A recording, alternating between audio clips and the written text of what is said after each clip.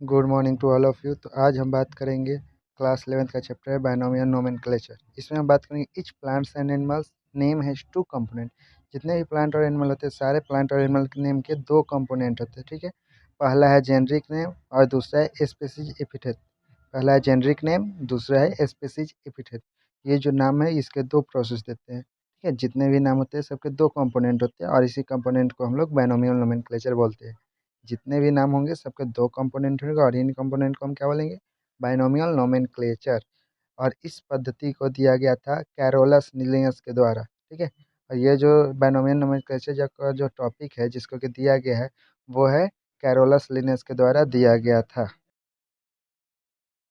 अब हम बात करेंगे बायोलॉजिकल नेम के कुछ रूल्स के बारे में कि उसका नाम रखने के लिए क्या क्या रूल्स की ज़रूरत पड़ती है, उसी के बारे में हम बात करेंगे अभी, ठीक है। तो सबसे पहला है लिखा हुआ inverse rule of nomenclature are as follows. मतलब कि इन्वर्सर रूल का जो नोमेनक्लेचर है उसका रूल्स के बारे में हम लोग बात करेंगे, क्या क्या रूल्स है उसके, ठीक है। तो पहला है कि बायोलॉजिकल नेम को जनरली लैटिन में लिखा जाता है और इटैलिक में। जनरली किस में लिखा जाता है, लैटिन में और इटैलिक में लिखा जाता है, ठीक है। और इसके बात करेंगे कि इसका जो हम बात करेंगे इसका जो ओरिजिन होता है, जो स्टार्टिंग है वो लैटिन में ही होगा। द फर्स्ट वर्ड जो होता है वो रिप्रेजेंट करता है जीनस को और जो सेकंड स्पेसिस होता है वो रिप्रेजेंट करता है स्पेसिफिक एपिथेट को। मतलब कि पहला वर्ड जो होगा वो जीनस को रिप्रेजेंट करेगा, दूसरा वर्ड जो होगा वो एपिथेट को रिप्रेजेंट करेगा। थर्ड हम बात करेंगे कि जो बायोलॉजिकल नेम होगा अगर हम हाथ से लिखते हैं ना तो उसको लिए जो उसका स्पेसीज लिखते हैं यानी कि स्पेसिफिक लिखते हैं जो एपिथेट, उसको हम लोग नीचे अंडरलाइन कर देते हैं, ठीक है। उसको क्या कर देना है, अंडरलाइन कर देना है। और इसके अलावा हम बोलेंगे कि अगर लैटिन में लिखेंगे, अगर हम टाइपिंग करेंगे, ठीक है, तो टाइपिंग के वक्त हमको क्या करना है, उसको लैटिन में कर देना है। ये उसके रूल्स है। और फोर्थ रूल्स बोल रहा है कि the first word denoting genus with large capital. मतलब कि जब भी जीनस को हम लिखेंगे तो जीनस का जो फर्स्ट लेटर होगा वो कैपिटल लेटर होना चाहिए और जो स्पेसीज का फर्स्ट लेटर होगा वो स्मॉल लेटर होना चाहिए। ये इसके रूल्स है, ठीक है।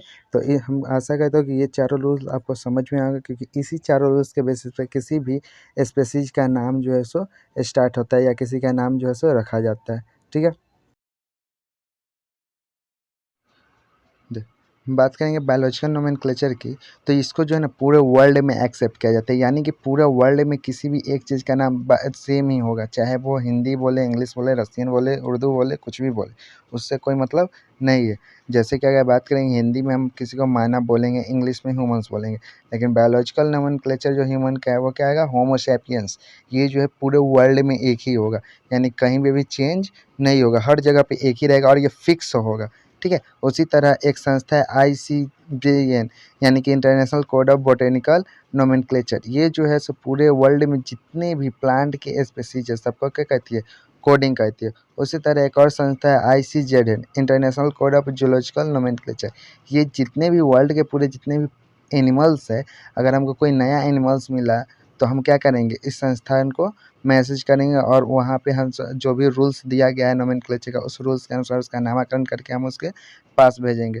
तो वो क्या करेगा, ये जो नामकरण होगा उसका फिक्स करेगा, यानी कि जो बायोलॉजिकल नोमेनक्लेचर का प्रोसेस है वहीं पे तय किया जाता है और वहीं पे है जो आपका नाम का रिगार्डिंग मिलेगा, ठीक है। तो इस तरह से बायोलॉजिकल नोमेनक्लेचर का प्रोसेस कंप्लीट किया जाता है।